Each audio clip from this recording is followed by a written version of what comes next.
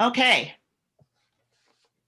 Welcome back, everybody. And I know that there were a number of people who couldn't make it this week, but fortunately we're recording these and eventually they'll make it up to YouTube.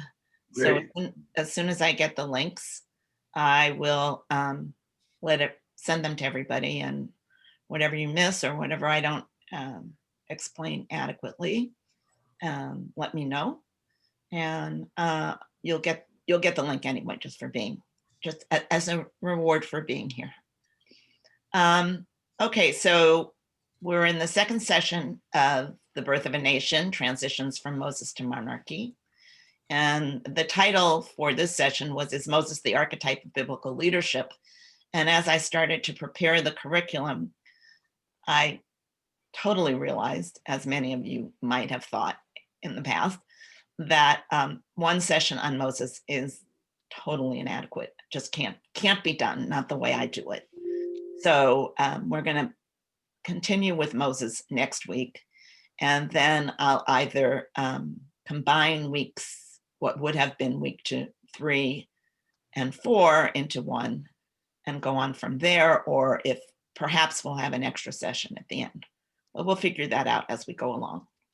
Next week, though, will be the second half of Moses. Okay. Now, let's, Dan, sorry, always something.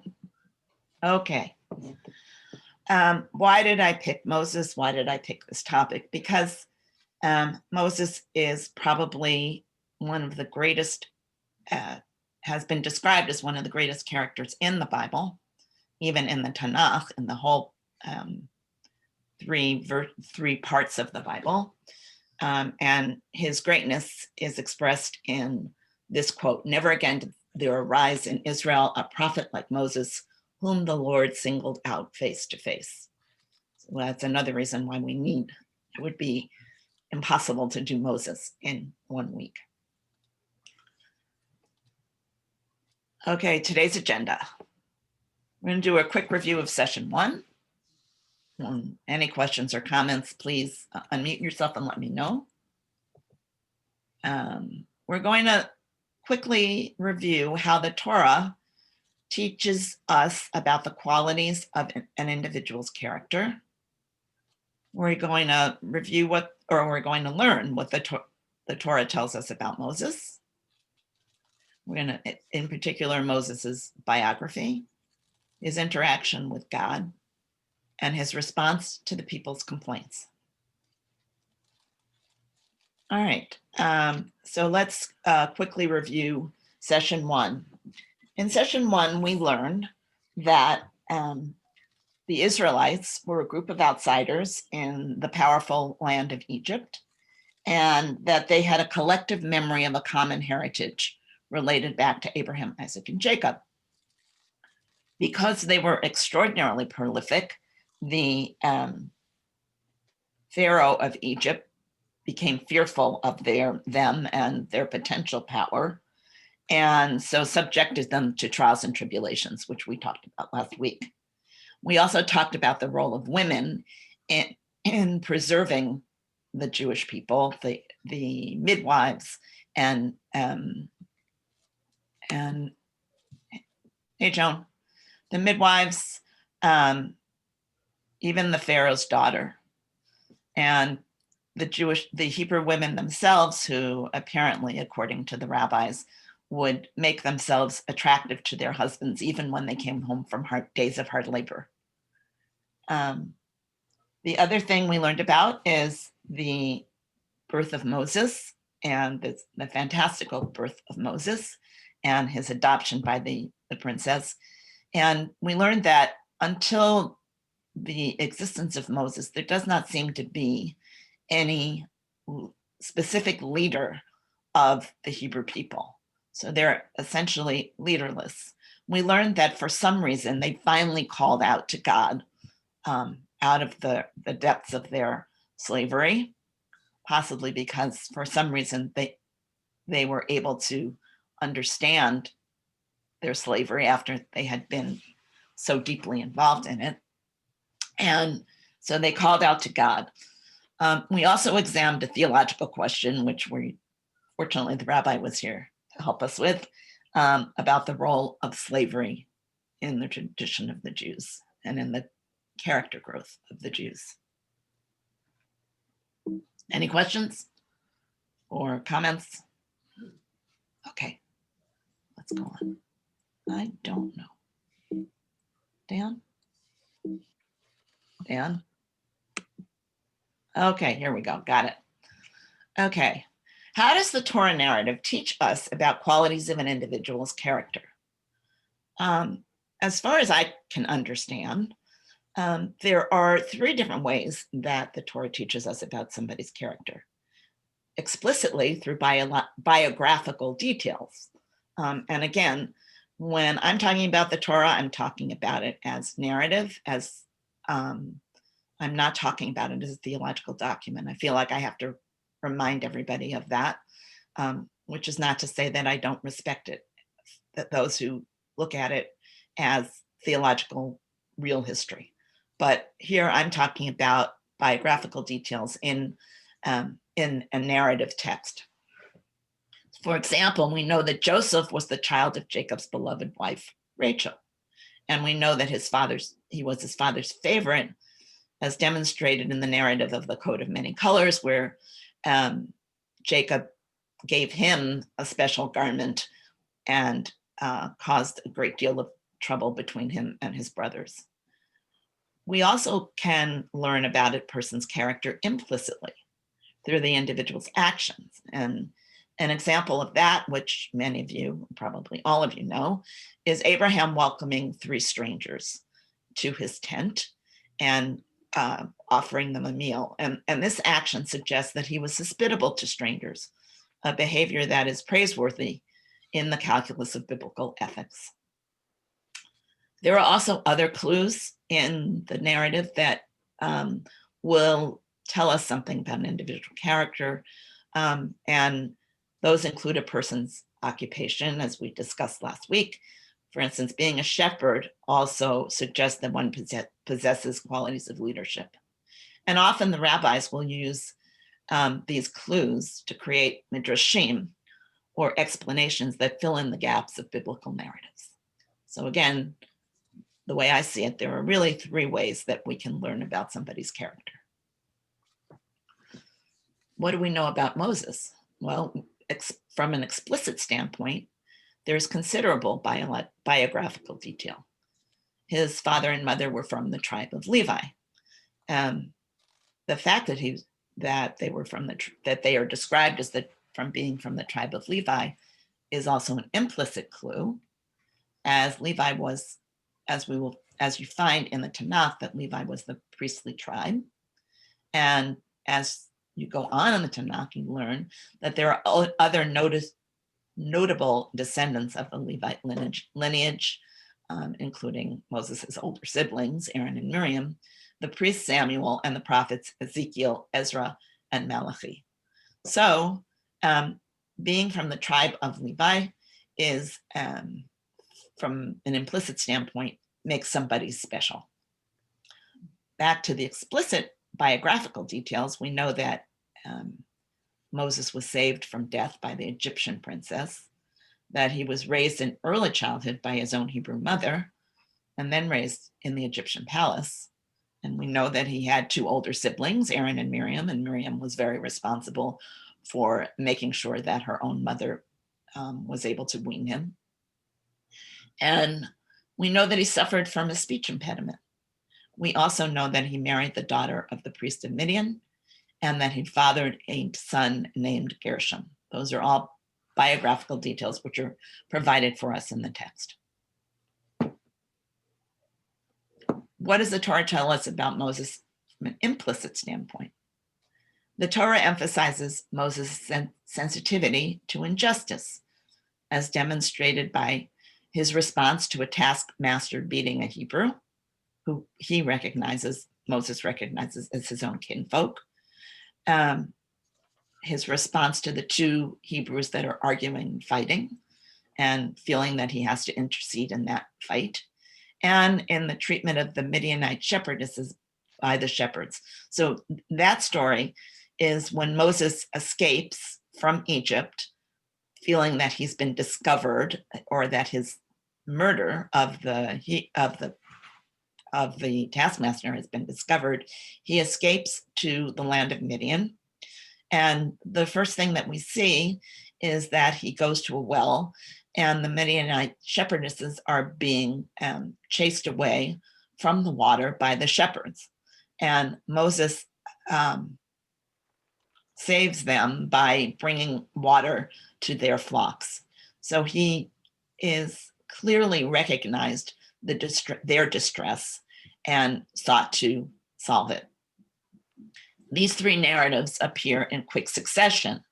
That is within 7 verses. And we know that when something happens in quick succession in the Bible, such as verbs happening in quick succession, we know that that's a very important point is being made, that it's something that we should really recognize and think about.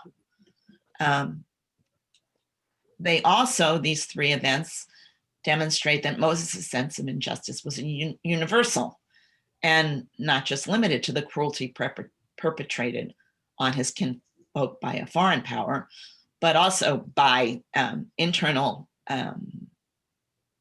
fighting within his people, and without by his response to the shepherdesses of a foreign land. Yeah. What does the Torah tell us? What does the Torah tell us about Moses from the perspective of other clues?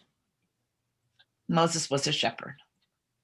A midrash about Moses as a shepherd tells us that he had deep caring even for his flock. And the rabbi mentioned this midrash yesterday, but it bears repeating because it shows us one of those occasions where another clue reveals something to us about a character's personality. And the midrash says that once, while Moses, our teacher, was tending his father-in-law Yitro's sheep, one of the sheep ran away, and Moses ran after it. And he reached a small shaded place, and the lamb came across a pool and began to drink, and which lambs tend to do. And Moses, being responsible for the lambs, finds him and says that to the lamb, he didn't realize that he ran away because he was thirsty and so exhausted in the efforts to find water. So then he puts the lamb on his shoulders and carries him back. The Holy One said, "Since you tend the sheep of human beings with such overwhelming love, by your life, I swear you will be the shepherd of my sheep, Israel." So I think what we can conclude, at least from the early introductions to Moses, is that he had a sense of justice and he had a sense of kindness, and that was apparently, or we can guess that those were the reasons why God wanted him as a leader.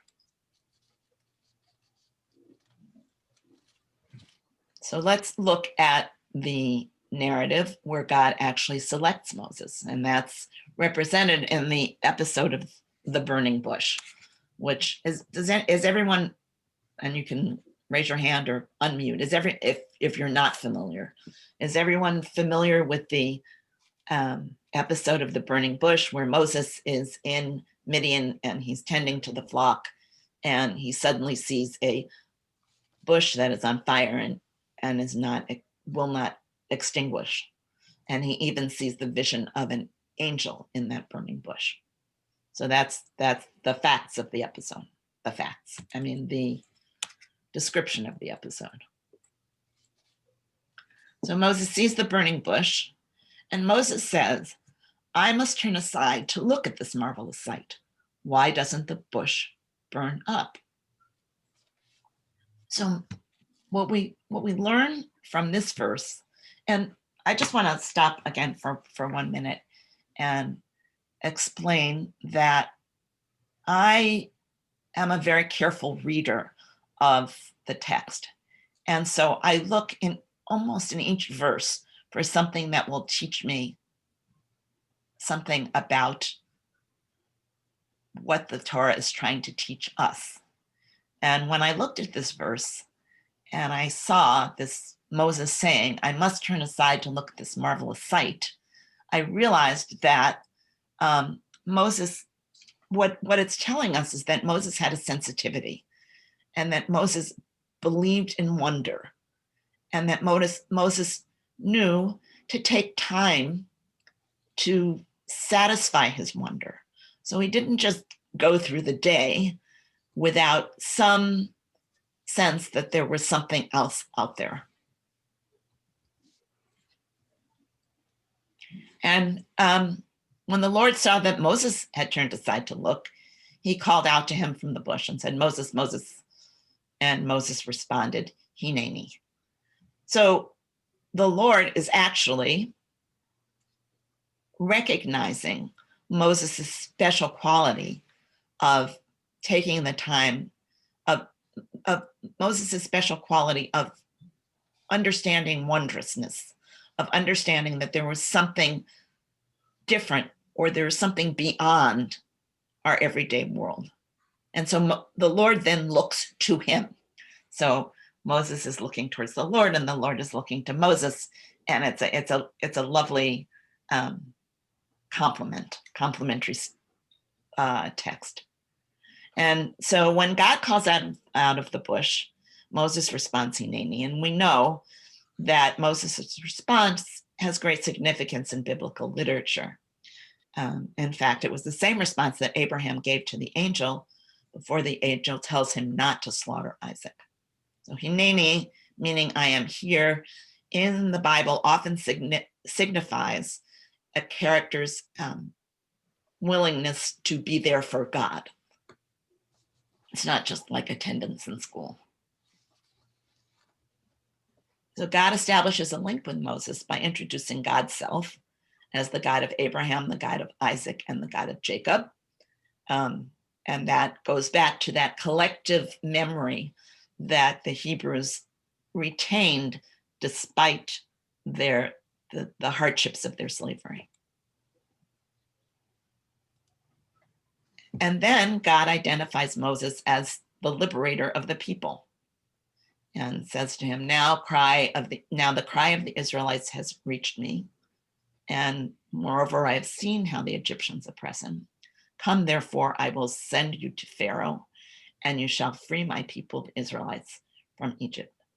So this person who is able to see beyond the everyday, this person who actually is able to hear God and have a conversation with God, is who God identifies as Moses, as the liberator of the people. But in many ways, although this is certainly a supernatural tale, we see Moses as a human being. And that's the other thing that I think is significant to this biblical text. Moses is a human being. Moses responds as a human being.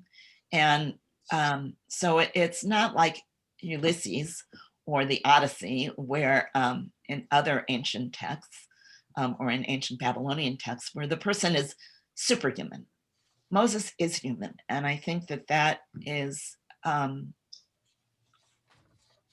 a point that we must remember when we look at the things that follow.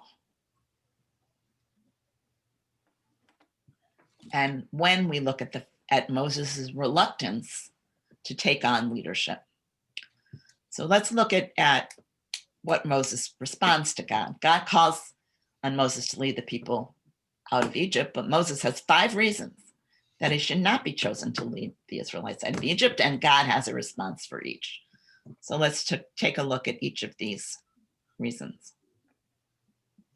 Moses's first reason: who am I that I should go to Pharaoh and free the Israelites from Egypt? Who am I? Moses knows of himself as a shepherd at this point in time. He knows as himself as someone who's escaped because he is concerned about being punished. And God responds to him, I will be with you. That shall be a sign that I was who sent you. And when you have freed the people from Egypt, you shall worship God at this mountain. So at this mountain is, we know that this entire episode is taking place near Mount Moriah, which is where we'll later find out Moses got the 10 Commandments, or Moses received the 10 Commandments. This is a somewhat ambiguous verse because I will be with you, that shall be your sign. From a textual perspective, it's very ambiguous. What's the sign? That God will be with him, that God is the one who's sending him, that the people will be freed, or that the people will worship God at this mountain. So is it something that's future looking, or is it some other thing that we're not able to understand just from the words themselves? Okay, Moses' second reason. The Israelites will ask me for your name, and what will I tell them? Now remember, we discussed last week that God's name was very important. The name of a God was very important in the ancient Near East, because even cities were named with the name of the God, because the God was the protector. So if God didn't have a name, then the people couldn't feel protected in the context of the ancient Near East. And God responds to Moses, and he gives himself a name, which loosely interpreted as I will be who I will be. And he then continues and says to Moses, thus shall you say to the Israelites, Eheyah has sent me to you. And God further tells Moses, thus shall you speak to the Israelites. The Lord, the God of your fathers, the God of Abraham, the God of Isaac, and the God of Jacob, has sent me to you. This shall be my name forever. This is my appellation for all eternity. So God is giving the Israelites a God with a name, so the Israelites can feel that sense of protection that having a denominated God will give them. So as I was reading this, I thought about, what does this mean to me? And because I think that's really important when we read the text. And I know as I'm doing now, I tend to read the text carefully, and I want to share the text itself with you. But then I need to format questions so that it's not just boring text. And here was my question when I looked at this. We've all had situations in which we had to establish our bona fides. There are politicians that focus on their humble beginnings, others that focus on their education, and still others on their business acumen. What aspects of your life would you focus on to establish your bona fides? And that's food for thought that I think is given to us by this text. And we can talk about some of your answers later after we go through this. Unless somebody has something they want to bring up right now. Okay. Hold on. Hi, Harriet. Welcome. Harriet Englander just joined us. I don't know whether you're on mute, Harriet, but welcome to the class. Okay, thank you. Bye. Okay. Whatever you've missed, you'll eventually be able to watch on YouTube when this class gets loaded. Okay. Which hopefully I did record it. Okay, thanks, Dan. Okay, so what I'm talking about now, Harriet, just to review, is Moses's responses to God when God tries to select him, or when God does select him as the leader who will liberate the Jews. And there were 5 reasons, and this one is. Well, please, everybody, please mute. Several people are not muted. Okay.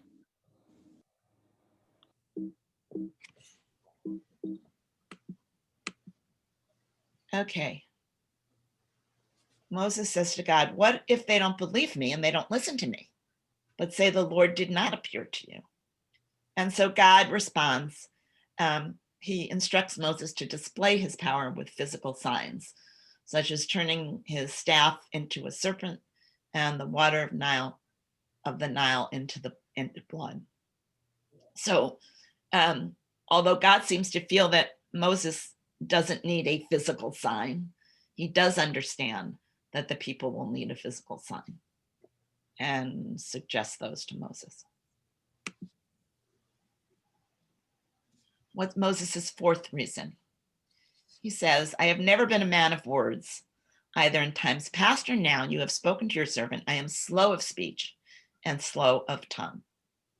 I couldn't help but make the connection to another leader who had problems with speech.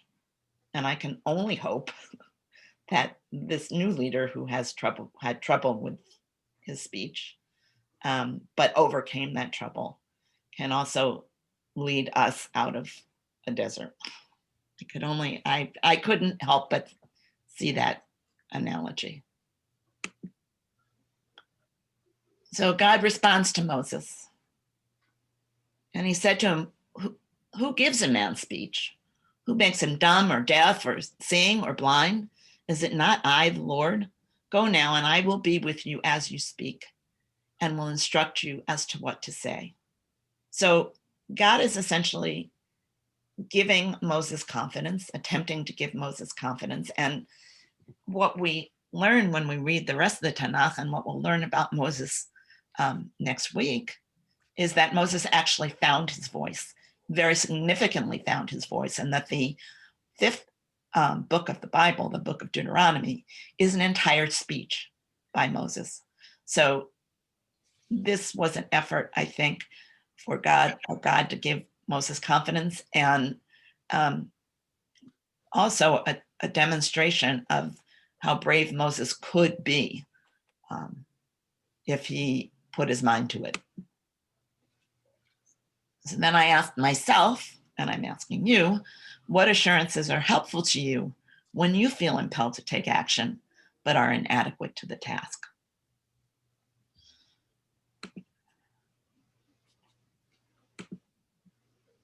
Here's Moses's final reason for not wanting to do the job. He says, why should I do the job? Please, there must be somebody out there that can do the job better than I.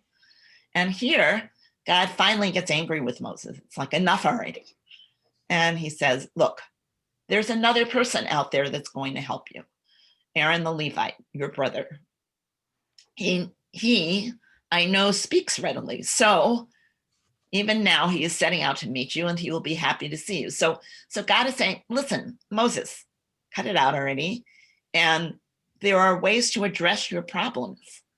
And even in our world, addressing our problems may involve somebody else.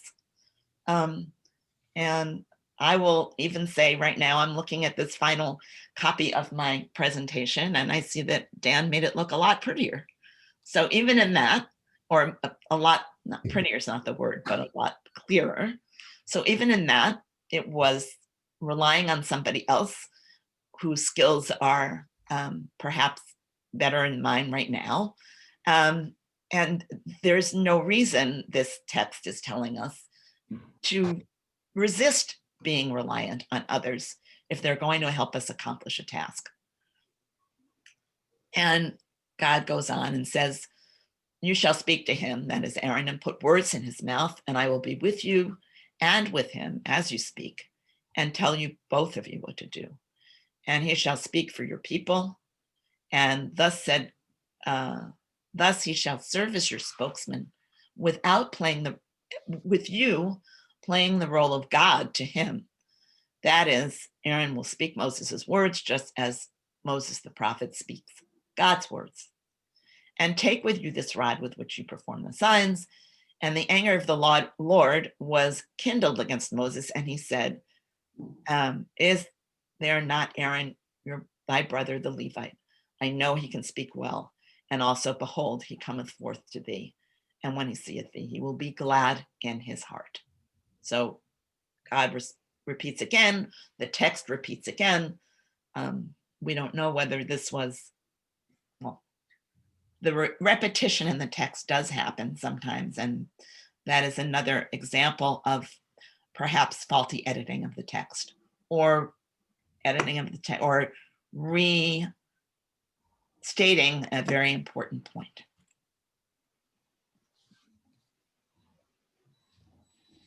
And then I have a question. Yeah, Barbara. Do we know whether Moses had ever met Aaron? I mean, he was put into a basket in the Nile and sent away from his family. And then he brought up in the palace, fled to Midian, blah, blah. And now all of a sudden God says, this guy that's walking towards you is your brother. Do we know anything about that? I think that's a great question, Barbara, and one I don't think there's anything explicit in the text that says that, and that would make God's referral of Aaron even more significant. The only thing that I can think of is that because Moses was raised in his very early childhood by his mother, perhaps he had exposure to Aaron, but you're absolutely right. There's nothing explicit, and so that makes God's referral of Aaron even more significant to me in this text. Thank you. Thank you. Thank you for bringing up that question. So Moses and Aaron go back to Egypt, and the people's initial recognition of both Moses and Aaron is favorable. In fact, when Moses and Aaron went and assembled all the elders of the Israelites, Aaron repeated all the words that the Lord had spoken to Moses, as he was supposed to do. And in fact, he performed the signs in the sight of people, and the people were convinced, as God had predicted. When they heard that the Lord had taken note of the Israelites and he had seen their plight, they bowed low to Moses and Aaron in homage. So they bought the story, and they were ready to follow Moses and Aaron, but only briefly, because the challenges to the leadership of Moses and of Aaron begin very early. Even as Moses and Aaron are beginning to negotiate with the Pharaoh to liberate the Israelites, Pharaoh only increases their labors. And burdened by their additional labor, the people make the first of many complaints against Moses. In fact, there are probably 14 complaints in the Torah against Moses. And we'll look at a few of them today and others of them next week.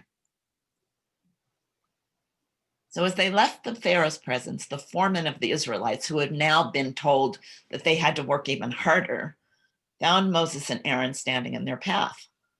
And they said to them, "May the Lord look upon you and punish you for making us loathsome to Pharaoh and his courtiers, putting a sword in their hands to slay us." The people don't ask Moses and Aaron, "What should we do?" These are enslaved people who are feeling their oppression and are angry, and perhaps justifiably so, for being asked to rely on these two people. I don't think we can look as the people as the villains here. I think they're just very concerned about their future. So then Moses appeals to God, and in all of the examples of the challenges to the leadership of Moses, there is some dance going on. There's a delicate dance going on between Moses and the people and God. And so we'll see what happens here. So Moses appeals to God, and he says, "Why did you bring harm upon these people? Why did you send me? Ever since I came to Pharaoh to speak your name, he has dealt worse with this people, and still you have not delivered your people." So Moses has found his voice enough to now be a defender of the people. And basically he's saying, "God, listen, you sent me to do this job. You told me I could do this job. And I'm a little upset because now you're just making things worse." So God responds to Moses. There's always this, Moses says something, God responds, the people say something. It's a very interesting approach to communication. So God responds to Moses and says, you shall soon see what I will do to Pharaoh. He shall let them go because of a greater might. Indeed, because of a greater might, he shall drive them from his land. The thing about the Torah is that we have to recognize that God is and is always seeking to be the superior power, whether it's the superior power to another God like the Pharaoh, or the superior power who is accepted by the people Israel. That is God's role in the Bible, whether we choose to admire that it's just a fact. God chooses and to be the superior power, and we buy it or not. But we can look at this text and also ask ourselves a very human question. How do we react to setbacks? Do we give up immediately, or do we stay the course? And is there some voice in our head that helps us to stay the course if that's what we choose to do? Is there some voice in our head that tells us not to give up immediately? So we can look at this conversation and think about our own lives. Another challenge to the leadership of Moses is this. Despite God's confidence in Moses, there is another challenge.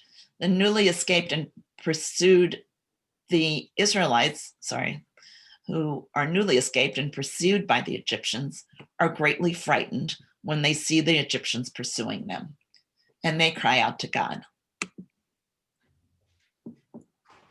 And they cry out to God, and then they say to Moses, was it for want of the graves in Egypt that you brought us to die in the wilderness? What have you done to us? And they haven't even gotten to the Nile yet. They're now on the way to the Nile.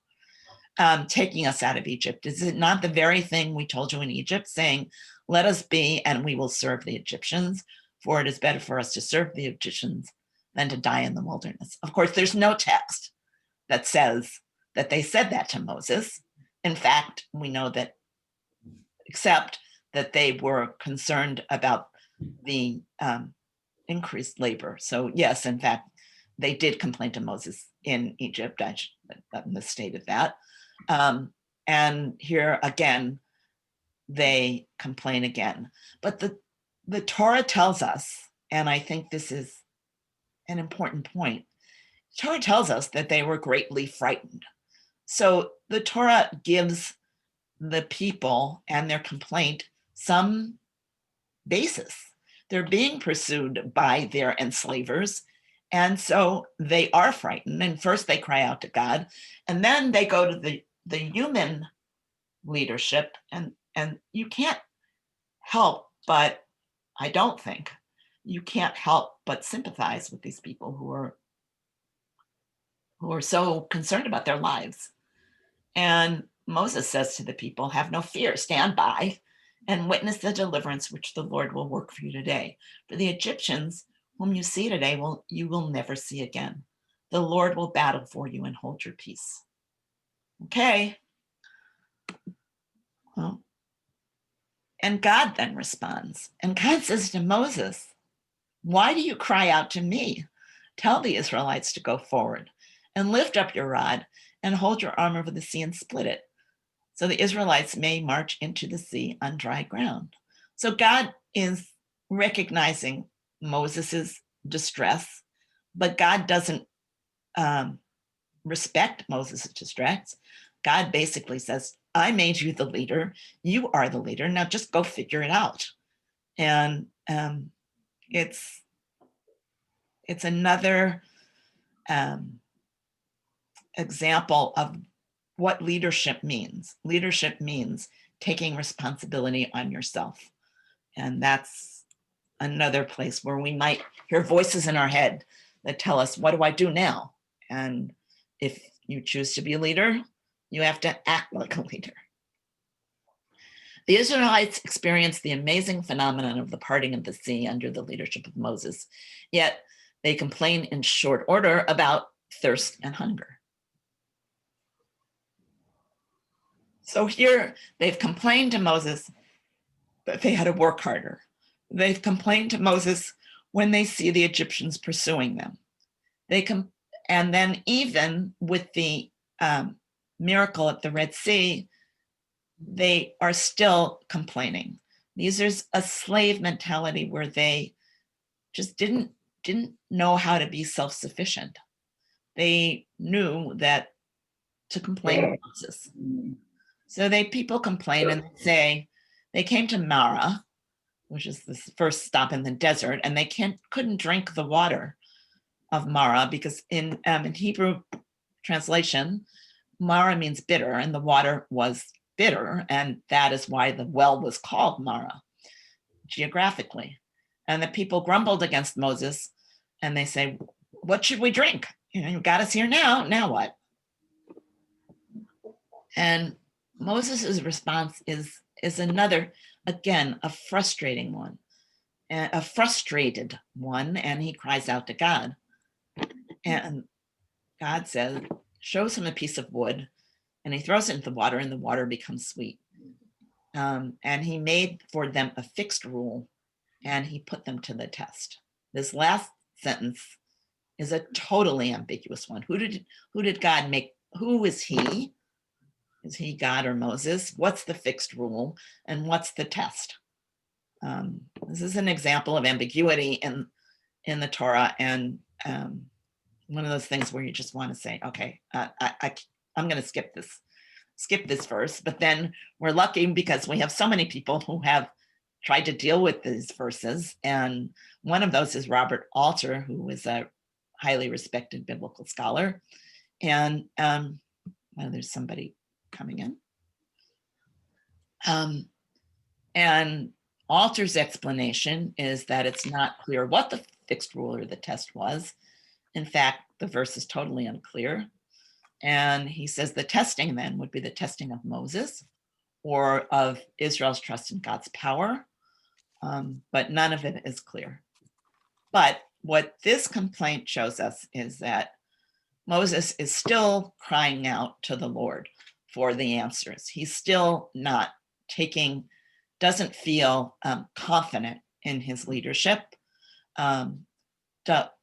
or just is frustrated with how he's going to make life better for these people. Then another complaint about hunger and thirst is resolved by the people's first exposure to God's presence. In the wilderness, the whole Israelite community grumbled against Moses and Aaron yet again. And the Israelites said to them, if we only had died by the hand of the Lord in Egypt when we sat in the flesh pots where we ate our fill of bread. How quickly they forget. They are so frustrated, these people, with being in the desert. And they say, for you have brought us into a wilderness to starve the whole congregation to death. Again, they're still in their slave mentality. They still feel very oppressed. And in this case, the oppression is coming from the Lord and from Moses. And God responds. God hears the complaints. And God decides, and many of you know this episode, and if you don't, I'll be happy to explain it further. But he rains down manna, and he tests, and he also rains down pheasants, and he tests the people. But God tests the people by issuing the rule that there shall be no collection on the sixth day, which would be the Shabbat. So God is being responsive, but as God tends to do, God not only is responsive, but God puts new challenges in people's way. And what is Moses and Aaron's response to this situation? Moses and Aaron says to the Israelites, by the evening you shall know it was the Lord who brought you out of the land of Egypt, and in the morning you shall behold the presence of the Lord, because he has heard your grumblings against the Lord. For who are we, that being Moses and Aaron, that you should grumble against us? So once again, they're not abnegating their responsibility, but they're recognizing the higher power, and to some extent abnegating their responsibility and telling the people, just, go to the higher power. Since it is the Lord, Moses continues, who will give you the flesh to eat in the evening and bread in the morning to be full. But the Lord has heard the grumblings you utter against him. What is our part? Your grumbling is not against us, but against the Lord.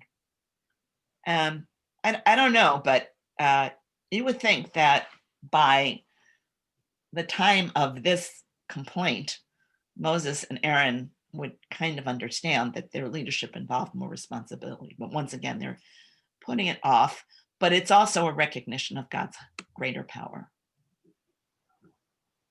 And Moses and Aaron say to the whole community, advance towards the Lord, for he has heard your grumbling. And Aaron spoke to the whole community, and he turned toward the wilderness, and in fact, there in a cloud appeared the presence of the Lord. So from this, we learn that God probably has finally learned that God needs to be in the presence of this people if the people is to go forward. Because no matter what God might have wanted, Moses and Aaron, human intercession is not going to be enough in such a severe situation. We have another complaint, yet another complaint, even with God being in the community, even with the miracle of the crossing of the sea, even with the miracle of, or the phenomenon of Mara, the bitter water being turned sweet.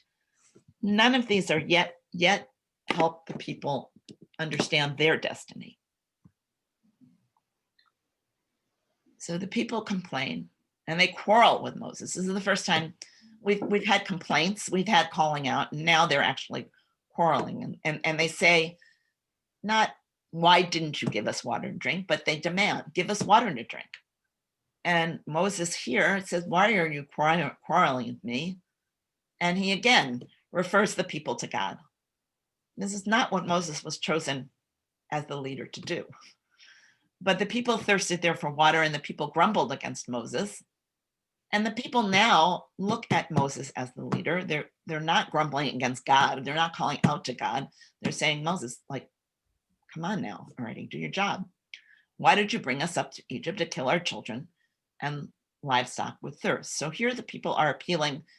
The last time the people appealed to God, here the people are now not just appealing, but arguing with Moses. And Moses then, again, in this dance of conversations between the Israelites and Moses and God, here Moses cries out to God, doesn't directly respond to the people, and he says, what should I do? Before long, they'll be stoning me. So Moses is now fearful and turns to God. And God responds. He orders Moses to take the elders of Israel to a spot where there is a rock, and he's to bring the rock he used to split the Nile. And God orders Moses, and this is his shepherd's rod. God orders Moses to strike the rock, and water appears.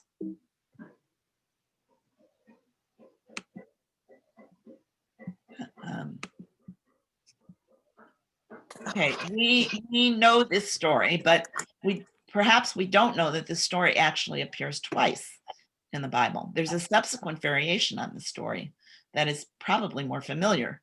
God orders it later on when they're going through the desert, and from a biblical standpoint, in the book of Numbers, they're now in the middle of the desert. Okay. God orders Moses to speak to the rock when the people are asking for water, but Moses's patience has worn thin by the time the second episode happens, and he strikes the rock instead. And God's response against Moses is harsh.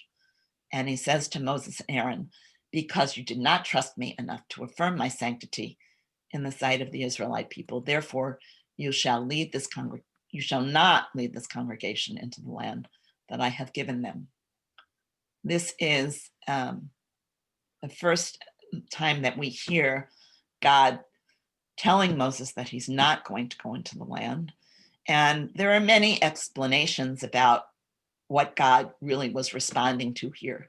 Was God responding to Moses actually striking the rock?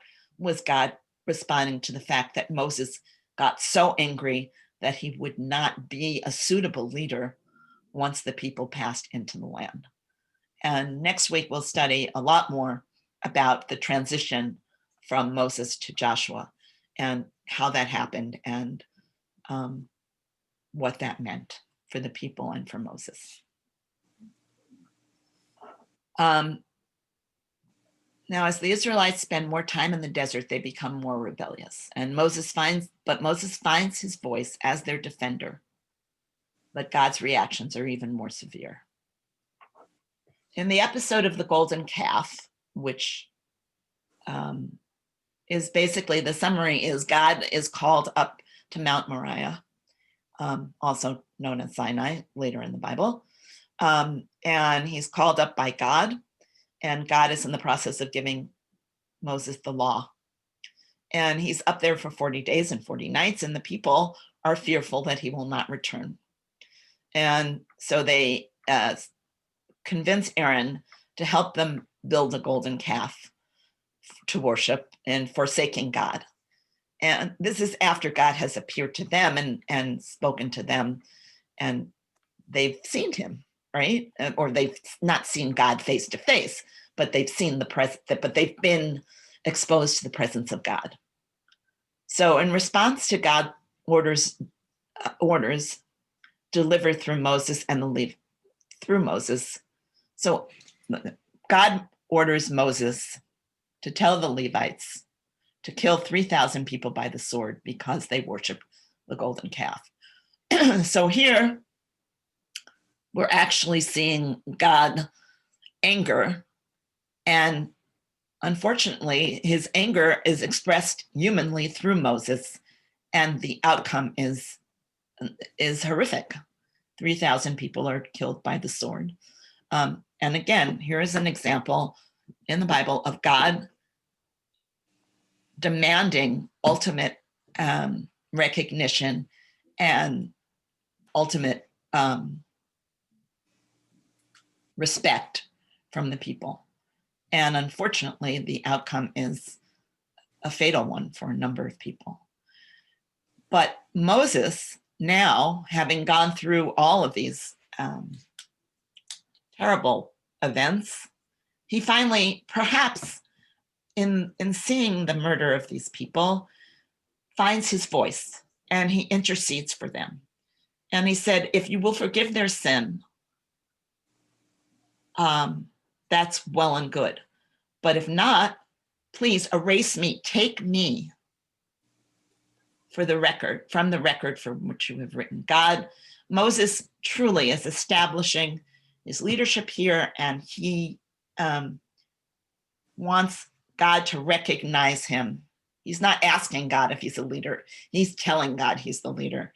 And he's threatening God essentially by saying, forgive these people, or just, I'm not ready to do this anymore, and you can take me. But God, not unexpectedly, says to Moses, I will only punish those who have sinned against me.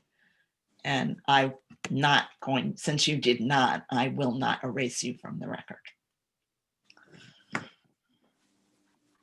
Okay, so this has been a traumatic set of events that happened, and a description of what further events, the beginning of further events in the Torah, which are this constant dialogue, as I've said, this constant dialectic between Moses and the people and God, and establishing the personalities of each of these quote unquote characters. And next, so that was kind of enough to handle for 1 week. But it's not enough about Moses because there's so much more to him. So next week, we're going to look at, as I said earlier, for those who weren't here, I couldn't do Moses in 1 week. So next week, instead of doing Judges, we're going to do another week on Moses, and then we may combine Judges and Priests, or perhaps we'll add an extra class later, depending on some of the response I get. So please let me know what you think, because we're going to look to even more next week. We're going to look to more challenges to Moses's leadership, and in fact, they're political challenges. They're not these challenges as they're. It's the people actually finding their voice besides just complaining and being critical of Moses and even trying to replace Moses.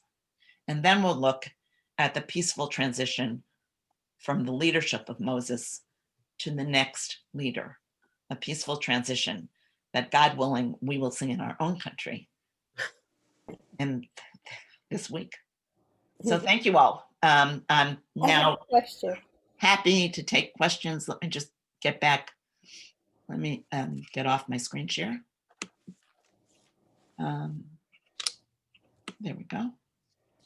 And I was wondering, sorry. why wasn't Aaron punished if he helped in the building of the golden calf? Why wasn't Aaron? Punished.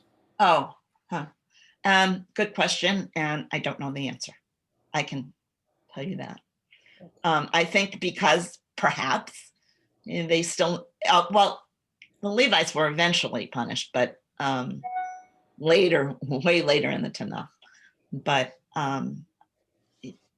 Moses still needed him, and he still was the priest. And so perhaps that event was, I don't know. Good question, Harriet. Sorry about that. Anybody else? Or anybody have an opinion on why Aaron wasn't immediately punished? No. I do know. Question. Yes, Andy.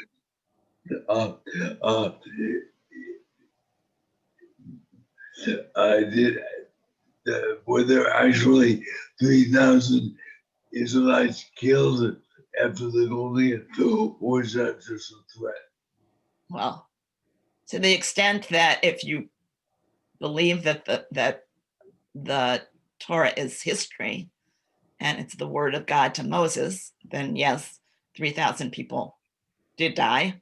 To the extent that we look at it as literature, we say that within the story, yes, 3,000 people did die, and it is a symbol of how God required ultimate observance. God required ultimate respect, and it's an example of. No, mine. I only was wondering. I thought it was ambiguous in the text whether or not, because Moses argued against that. I see what you're saying. No, Moses was concerned about the entire people, and so Moses had. But I think, but he was sensitive, and we know that Moses was sensitive to people, and we know from the earlier part of the story that Moses was essentially kind, but his kindness is being tried, and so he reacts in perhaps a very natural way. But when this happens, and it's such a horrific event, he finds himself again, and this is where he finds himself so much so that he can go to God and say, hey, this is my people now, and let's understand that this is my people, and I'd like to have some say in all of this. Right. And if you're not going, and if you don't need me to lead my people, then just, take me. Right. So it's Moses finding his voice following this event. And the loss of the young people, was that all also a sign that in Moses' objection that most gods of the period think as a people. That would be a normal thing. But Moses was arguing, you are different. We I should think read it. Yeah, that's a great point, Andy. If for most gods, that would be in ancient literature, in ancient Near East. I mean, that would be an accepted. Right. I think what you're saying is that it would be an accepted action, and nobody would question it. But That's here, right. as in the Bible, as when Abraham questions Sodom and Gomorrah, and as Eden is wont to say, God displays his anger management issues. In Sodom and Gomorrah story, it was Abraham who challenged God. In this story, it's Moses who challenges God. So human beings have the power to respond to these horrific events. Right. Anybody else? I know we have more time, but it was a good place to break off, since we're going to do 2 weeks of Moses. So anyone? Any questions, comments? I think looking at this story within the context of where we are in the past few months it was just interesting to me to watch the development of a leader, to try to understand the forces that work on a leader, and to try to understand the internal weaknesses and strengths that a leader can have, and what that leader does with those weaknesses and strengths, and how the people react to their leadership, and what makes the people react, and why do people react, and then what do we do when people react. So I think it's an interesting time to reflect on all of those things, and I think I'd leave you with that, and I wish you all a peaceful transition, please God. Thank you, Annette. All right. Thank you. And this could not be more timely. It is. I mean, I couldn't help but think that. Be well, everybody. Stay well. Thank you. Have a good week. Yashikoa. Nice Okay, job. see you next week. Okay, Take care. bye-bye. Bye. Thank you. So I do have one question, Annette. Yeah, Jimmy. Isn't Dan's middle name Aaron? Yeah. And does that make you the spokesperson? Just wondered. I don't think his mother would think that, but that's okay. All right. I think I should turn off the recording now. Very good. Wait, is that like Moses having a hard time speaking and Aaron being the backup and Yeah, Dan well, I being was the backup with the technology? Well, exactly, Ellen. I said earlier, I always let Dan review the slides before I send them out. So that's how I rely on. And if he didn't look at them, they'd probably come out with a lot more. You did a superb job. Very good. Thank you, Annette. It was great. It was very good. I would never get the slides on the screen, so I'm impressed. It's a very good analogy, Ellen. All Annette, right, guys, take care. And thank you again. Bye-bye. Bye. I remember in Hebrew school,